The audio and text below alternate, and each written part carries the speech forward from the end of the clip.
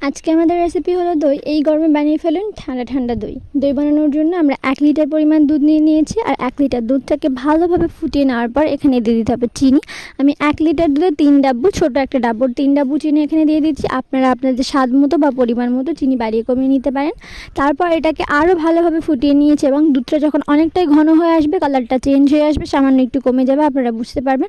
তখন এটাকে নামিয়ে নিয়ে ভালোভাবে ঠান্ডা করে নিতে হবে। ঠান্ডা করে নিতে হবে বলতে হালকা হালকা উষুম গরম যখন থাকবে তখন একটা ডেকচিতে ডেকচির চারিদিকে আপনারা একটু বাজার থেকে কিনে আনা দই সামান্য চারিদিকে ছড়িয়ে দেবেন। দেওয়ার পরে এটাকে দুধটাকে ঢেলে দেবেন। দেওয়ার পর একটা কাঁথা কিংবা একটা বালিশ চাপা দিয়ে 7-8 ঘন্টা রেখে দিলেই রেডি হয়ে যাবে আমাদের দুধ।